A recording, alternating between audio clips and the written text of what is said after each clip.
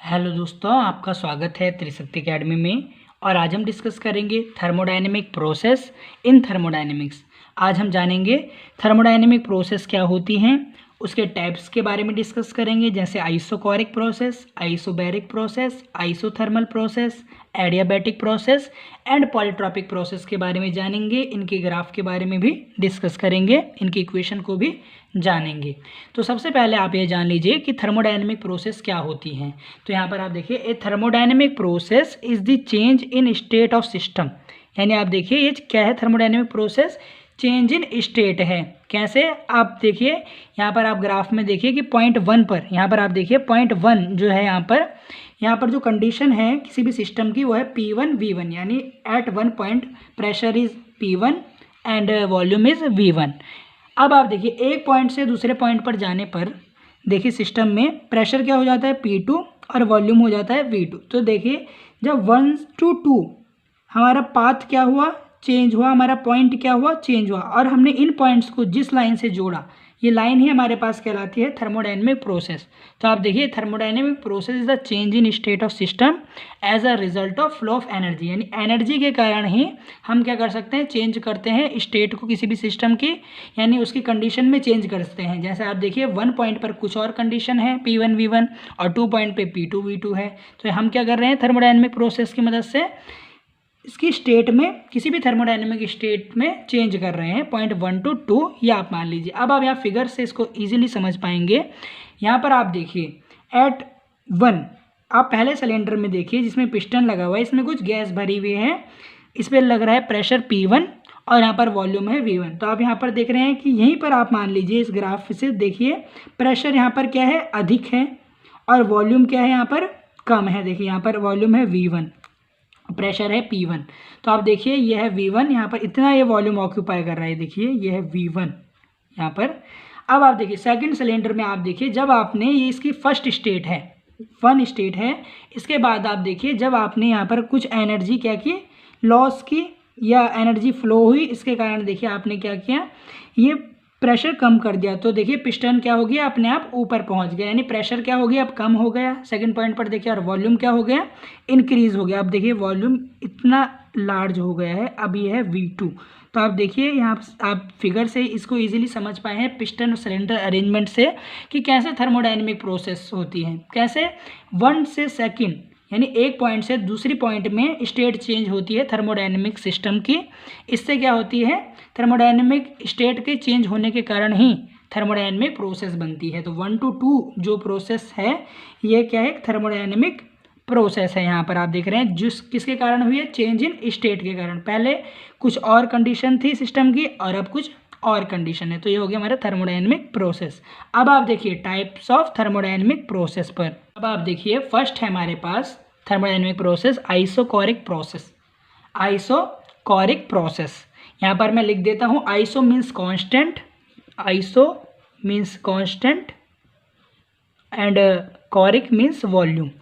यानी आइसोकोरिक ऐसी प्रोसेस है जिसमें वॉल्यूम क्या रहता है, वॉल्यूम क्या रहता है, कांस्टेंट रहता है। वॉल्यूम क्या रहता है, कांस्टेंट रहता है। Iso means constant and choric means volume. Second process हमारी isobaric process. Iso means constant and baric means pressure. तो यहाँ पर आप देखिए प्रेशर क्या रहेगा, कांस्टेंट, और आइसोकोरिक में वॉल्यूम क्या रहेगा, कांस्टेंट रहेगा। इसमें क्या रहेगा, प्रेशर कांस्टेंट रहेगा। जो हमारे पास थर्ड है प्रोसेस वो है हमारे पास आइसोथर्मल प्रोसेस। तो आइसोथर्मल, जैसे आपको iso means constant and thermal means temperature. तो आप यहाँ पर देखिए इसमें क्या रहेगा, temperature is equal to constant रहेगा। ये हो गई आइसोथर्मल प्रोसेस। फोर्थ है हमारे पास प्रोसेस एडियाबैटिक प्रोसेस। क्या है, एडियाबैटिक प्रोसेस। तो आप देखिए एडियाबैटिक जो प्रोसेस होती है ये ऐसी प्रोसेस है जिसमें सिस्टम में ना हीट अंदर आ सकती है ना एनर्जी बाहर जा सकती है। आप मान लीजिए यहाँ पर हमारे पास कोई सिस्टम है, अब इस सिस्टम में ना ही कोई एनर्जी इन होगी, ना ही कोई क्यू इन होगी, और ना ही कोई एनर्जी आउट होगी, ना ही कोई एनर्जी आउट होगी। तो ये हो गया हमारा एडियाबैटिक प्रोसेस। अब आप देखिए फिफ्थ जो है वो है पॉलीट्रॉपिक प्रोसेस। पॉलीट्रॉपिक प्रोसेस भी एक प्रोसेस है, इसकी जो इक्वेशन होती है वो होती है हमारे पास PV n is equal to constant. ये ऐसे प्रोसेस होती है जो इस इक्वेशन को क्या करे, फॉलो करती है। तो ये हो गई पॉलीट्रॉपिक प्रोसेस। अब हम इनको जो है ब्रीफ में समझेंगे, इनके ग्राफ को भी जानेंगे और इनको देखेंगे आइसोकोरिक प्रोसेस, आइसोबैरिक प्रोसेस को, कि ये प्रोसेस का ग्राफ क्या है, ये कैसे कार्य कर रहे हैं, ये हम देखेंगे अभी। तो सबसे पहले आप देखिए आइसोकोरिक। तो अभी मैंने आपको बताया कि आइसो का मतलब होता है कांस्टेंट एंड कोरिक मीन्स होता है वॉल्यूम, जैसे यहाँ पर लिखा हुआ है constant volume. A process in which volume of given mass of gas remains constant before and after heating. यानी ये ऐसा प्रोसेस है जिसमें क्या होता है, वॉल्यूम किसी भी गैस का जिसका मास m है वो हमेशा कांस्टेंट रहे, वॉल्यूम क्या रहे यहाँ पर, कांस्टेंट रहे किसी भी गैस का, before and after heating, heat देने से पहले और हीट देने के बाद। यह है हीट देने से पहले, और यदि आप यहाँ पर हीट दें किसी भी सिस्टम में तो हीट देने के बाद भी इसका क्या रहेगा, वॉल्यूम सेम रहेगा। आप एग्जाम्पल ले सकते हैं यहाँ पर, प्रेशर कुकर का भी एग्जाम्पल ले सकते हैं कि उसका वॉल्यूम हमेशा सेम रहता है, जो उसके अंदर गैसेज हैं चाहे उसको एनर्जी आप दीजिए, इन करें या आउट करें, उसका वॉल्यूम जो है प्रेशर कुकर का हमेशा सेम रहेगा। आप यहाँ पर देखें एग्जांपल है पिस्टन सिलेंडर अरेंजमेंट का, जिसमें 2 स्टॉपेज लगे हुए हैं, जिससे ये पिस्टन है वो अबव नहीं जाएगा, जिसके कारण ये पिस्टन अबव नहीं जाएगा। चाहे आप कितनी भी एनर्जी दें, इस स्टॉपेज के ऊपर पिस्टन नहीं जाएगा। तो वॉल्यूम हमने क्या कर दिया, कांस्टेंट कर दिया, गैसेस का वॉल्यूम क्या कर दिया, कांस्टेंट कर दिया। तो यही प्रोसेस होती है कांस्टेंट वॉल्यूम प्रोसेस या आइसोकोरिक प्रोसेस आप इसे कहेंगे। अब आप इसका ग्राफ देखिए, P है प्रेशर और V है वॉल्यूम। P हम y एक्सिस से रिप्रेजेंट कर रहे हैं और यहाँ पर x एक्सिस पर वॉल्यूम है। तो आप देखिए आइसोकोरिक प्रोसेस का जो ग्राफ है, आप मान लीजिए कि एट वन पॉइंट जो प्रेशर है वो है P1 और वॉल्यूम है वो है V1। एट 2 पॉइंट जो प्रेशर है वो P2 है और वॉल्यूम क्या है, V2। अब आप यहाँ पर देख रहे हैं कि वॉल्यूम यहाँ पर क्या है, कांस्टेंट है, वॉल्यूम क्या है, constant. V1 is equal to V2 है, इज इक्वल टू आप लिख दें कांस्टेंट। ये क्या है, वॉल्यूम यहाँ पर क्या है, कांस्टेंट है। एट 1 पॉइंट प्रेशर P1 है, एट 2 पॉइंट वॉल्यूम क्या है, प्रेशर क्या है, P2। परंतु आप देखिए कि यहाँ पर जो वॉल्यूम है वो कैसा है, कांस्टेंट ही है। तो आप यहाँ पर देखिए ये हो गया हमारे पास ग्राफ ऑफ आइसोकोरिक प्रोसेस। अब हम देखेंगे आइसोबैरिक प्रोसेस। जैसे मैंने बताया iso means constant and baric means pressure. तो ये ऐसा प्रोसेस है जिसमें किसी भी गिवन मास की जो गैस हमें गिवन है, इसका प्रेशर हमेशा कैसा रहे, कांस्टेंट रहे, प्रेशर कैसा रहे, कांस्टेंट रहे आफ्टर एंड बिफोर हीटिंग। तो ये हमारा होता है आइसोबैरिक प्रोसेस। अब आप देखिए इसका एग्जांपल है एक्सपेंशन ऑफ गैसेस, यानी जो गैसेस एक्सपेंड करती हैं इन्हें मूविंग पिस्टन। तो वो किसका एग्जांपल होता है, कांस्टेंट प्रेशर का, क्योंकि वहाँ पर प्रेशर क्या रहता है, कांस्टेंट रहता है। एक्सपेंशन ऑफ गैसेस, जब भी गैस फैल जाती हैं तो वहाँ पर प्रेशर कैसा रहता है, कांस्टेंट रहता है। अब आप यहाँ पर देखिए पी वी ग्राफ में आप यहाँ पर देखेंगे इसका ग्राफ कैसे हम ड्रॉ करेंगे। तो आप देखिए एट 1 पॉइंट आप मान लीजिए प्रेशर P1 है और आपको याद रखना है कि प्रेशर आपको कांस्टेंट रखना है।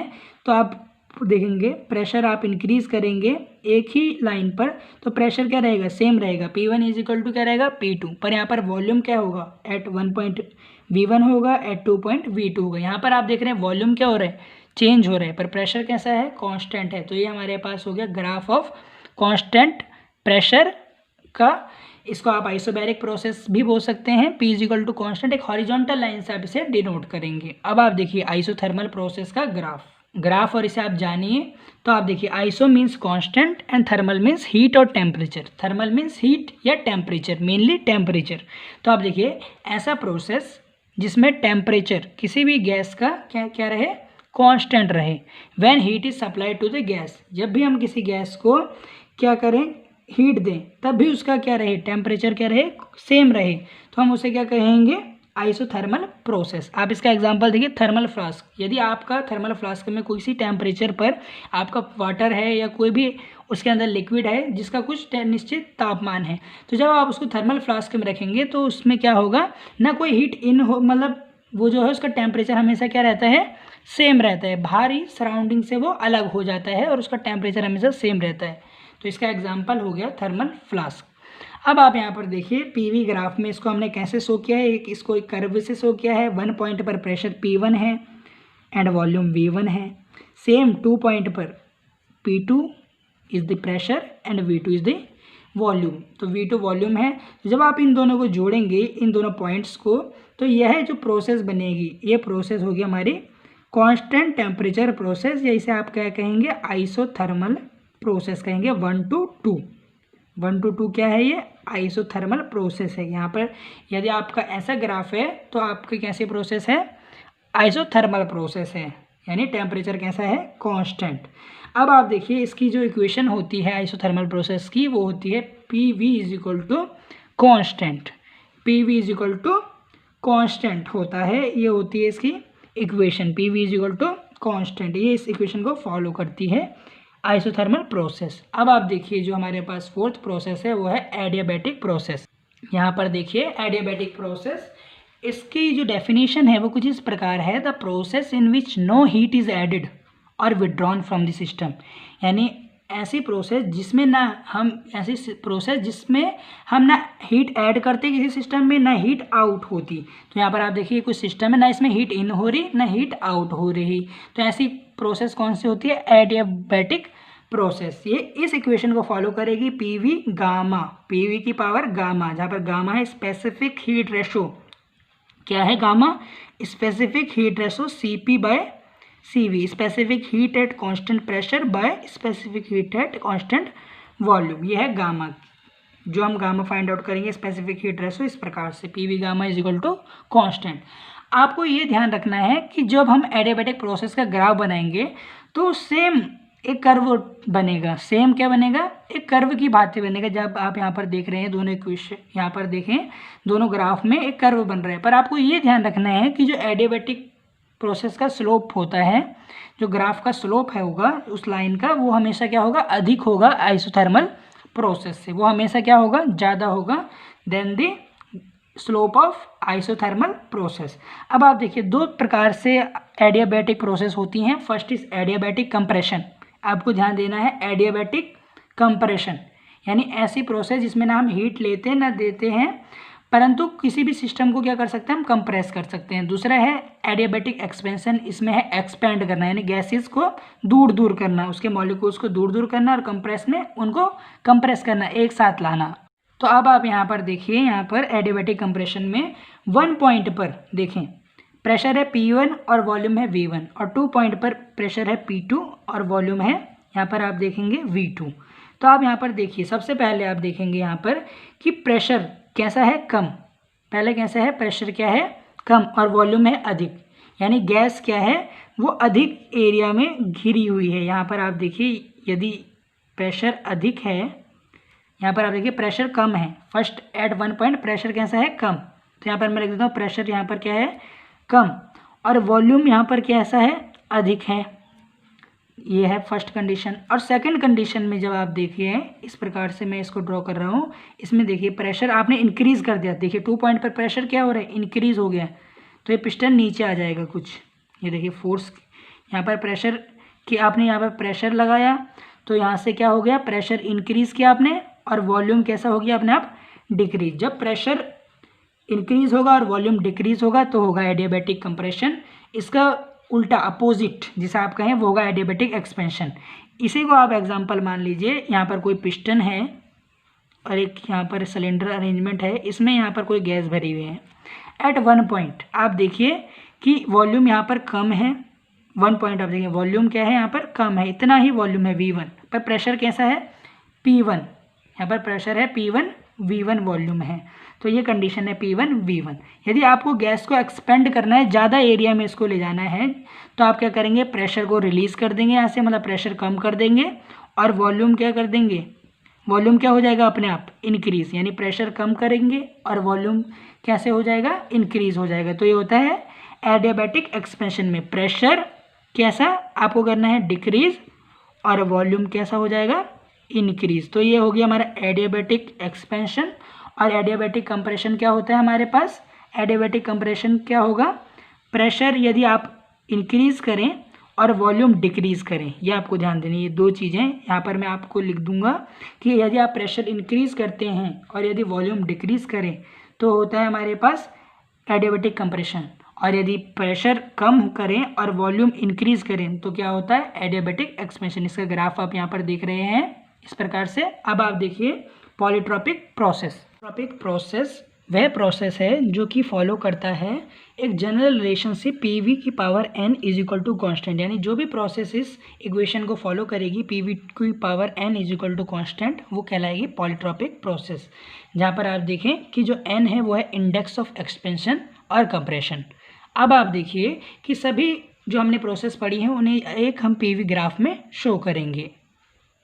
पहले आप यहाँ पर देखिए, आपको पता है यहाँ पर आपने एक ओरिजिन पॉइंट ले लिया है, पी से आप प्रेशर को शो कर रहे हैं, वी से वॉल्यूम को। तो यहाँ पर देखिए जो हॉरिजॉन्टल लाइन है जो ओ से पास कर रही है ये है pressure is equal to constant, यानी आइसोबैरिक प्रोसेस। ये है आइसोबैरिक प्रोसेस।